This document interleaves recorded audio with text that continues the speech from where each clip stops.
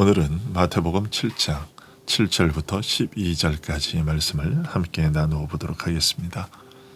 마태복음 7장 7절에서부터 12절까지의 말씀입니다.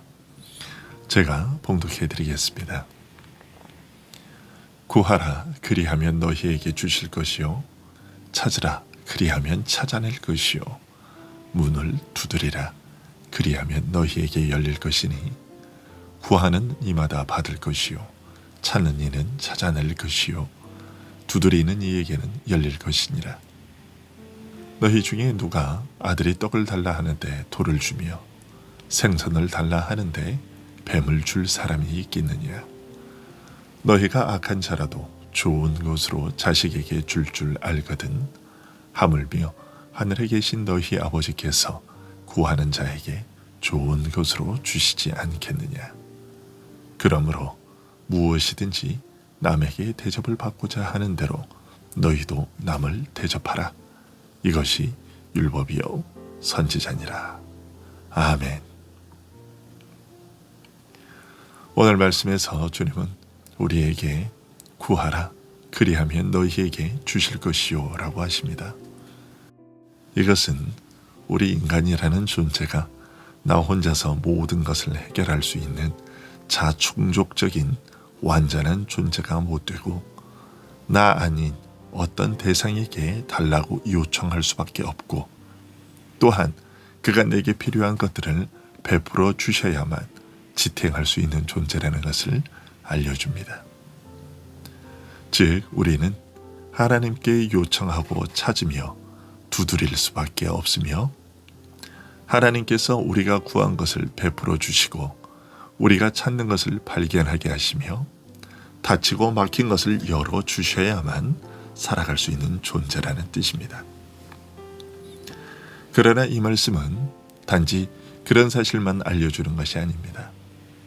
왜냐하면 우리에게 구하라, 찾으라, 두드리라고 명령하고 있기 때문입니다.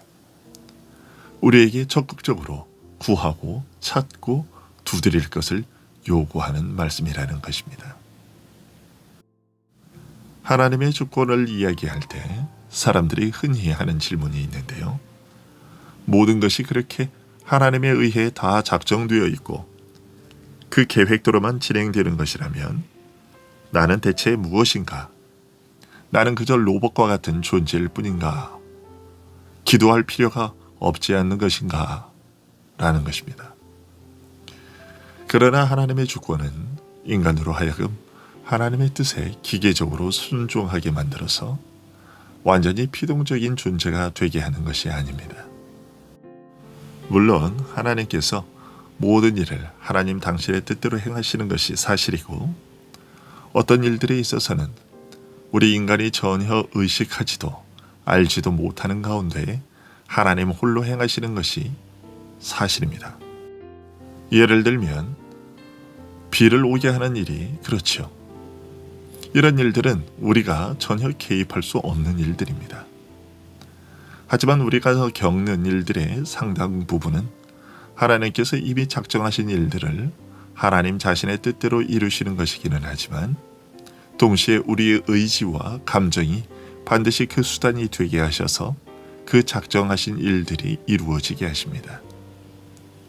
이때 우리는 우리의 의지가 누군가에 의해 강제되거나 내 몸이 내 의지와는 다르게 강제로 움직여진다는 것을 전혀 의식하지 못합니다. 나는 내 의지와 생각대로 그 일들을 계획하고 몸을 움직여 실행하지만 동시에 그것이 하나님의 작정하신 바를 이루게 되는 것입니다.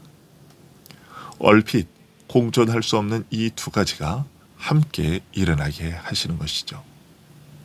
그래서 하나님의 작정과 섭리를 신비라고 부르는 것입니다.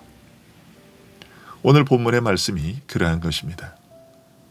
사람은 하나님으로부터 오는 은혜로 그 존재를 지탱하는 것이 사실이지만 그저 피동적으로 또는 기계적으로 받는 것이 아니라 인간 편에서 적극적으로 구하고 요청하고 찾으며 두드림으로써 은혜를 받는 것입니다.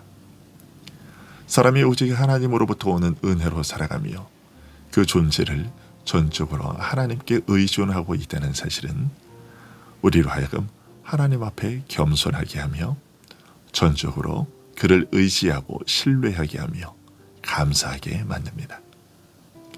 더불어 구하고 찾고 두드리는 이런 행위들은 우리로 하여금 하나님과 인격적인 관계를 맺고 있음을 알려줍니다. 우리의 인격적인 부르짖음과 호소에 하나님께서 보여주시는 인격적인 반응인 것이죠.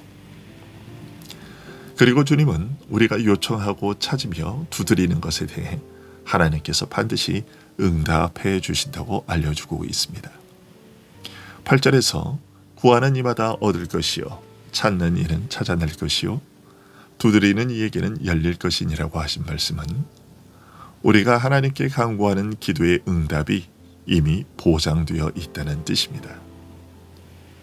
그러면 하나님께서 그 자녀의 기도를 반드시 들으시는 이유와 근거는 무엇일까요? 9절부터 11절까지의 말씀이 그것입니다. 너희 중에 누가 아들이 떡을 달라 하는데 돌을 주며 생선을 달라 하는데 뱀을 줄 사람이 있겠느냐? 너희가 악한 자라도 좋은 것으로 자식에게 줄 알거든. 하물며 하늘에 계신 너희 아버지께서 구하는 자에게 좋은 것으로 주시지 않겠느냐? 이것이 그 답입니다. 즉, 하나님은 선하시기 때문에 우리가 구하고 찾으며 두드릴 때 반드시 좋은 것으로 주신다는 것입니다.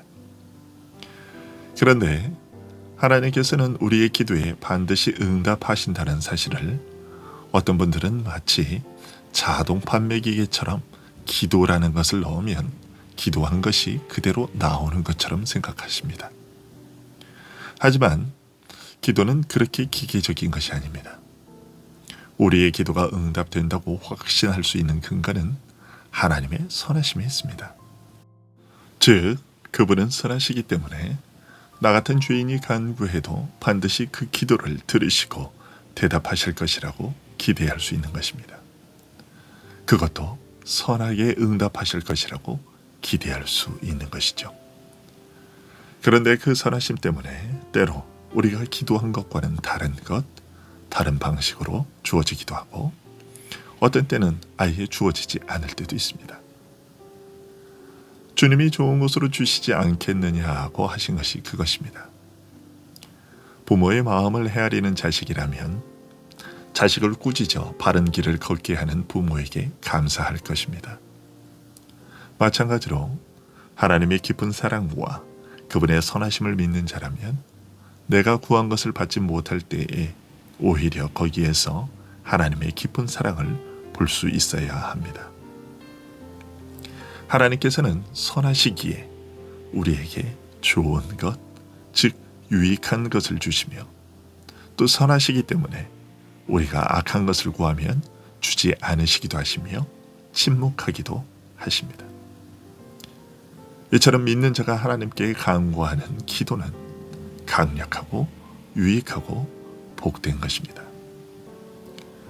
그리고 주님께서는 오늘 본문의 말씀에 앞서서 남을 판단하는 일에 있어서 자비로움과 의로움을 잃지 말아야 할 것을 가르쳐 주셨는데 그 가르침 이후에 오늘 말씀을 통해 우리 자신이 하나님의 은혜를 구해야 할 자요 그분이 베푸시는 은혜로 살아갈 수밖에 없는 존재라는 것을 알려주셨습니다. 이런 사실은 우리 모두가 하나님의 자비로우심 덕분에 목숨을 부지하여 살고 있는 것이며 그 자비로우심 덕분에 이처럼 연약한 우리가 달라고 간구할 수 있는 것이며 우리가 간구하는 것을 마다하지 않으시고 오히려 구하고 찾으며 두드리라는 격려를 받고 있는 것이며 우리가 그렇게 요청할 때마다 항상 좋은 것으로 응답을 받는 것 역시 그분의 자비하심 때문이라는 것을 깨닫게 해줍니다. 한마디로 우리는 하나님의 자비하심 덕분에 생존하고 있다는 것을 알려주고 계십니다. 그러면 이처럼 날마다 하나님으로부터 오는 은혜를 받아 살아가는 우리는 어떤 자세로 이웃을 대해야 할까요? 주님은 12절의 말씀으로 알려주고 계십니다. 그러므로 무엇이든지 남에게 대접을 받고자 하는 대로 너희도 남을 대접하라. 다른 사람이 내게 해주기를 바라는 대로 무엇이든지 내가 먼저 그들에게 해주어야 한다는 것입니다. 입장을 바꾸어 생각해 보라는 것이죠.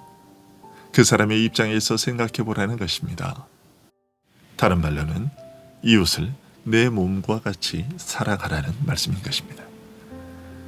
네가 하나님의 자비로우심과 선하심을 힘입어 그의 은혜로 살아가는 자라면 너 역시도 이웃에게 자비와 긍휼과 선을 베푸는 것이 옳지 않느냐라는 뜻이죠. 주님은 이것이 율법이요 선지자니라고 하셨습니다. 즉 하나님께서 우리에게 주신 율법의 핵심은 하나님을 사랑하고 이웃을 사랑하라는 것인데, 나의 몸을 아끼고 사랑하는 것 같이 이웃을 사랑하라고 하시는 이 가르침이야말로 이웃 관계에 대한 율법과 선지자들의 모든 가르침의 핵심이라는 것입니다. 오늘 본문의 말씀대로 우리에게 구하라고 하신 자비롭고 선하신 하나님은 우리에게 좋은 것으로 응답해 주실 겁니다. 그러니 기도해야 합니다. 그리고 우리의 필요를 위하여 기도할 때에 이웃이 나에게 요청했던 것들에 대하여 어떻게 응답했는지를 함께 돌아보고 하나님께서 우리의 기도에 응답해 주시기를 바라는 대로 우리 역시도 이웃에게 그리 대하기를 힘쓰는 자들이 되어야 할 것입니다. 기도하겠습니다.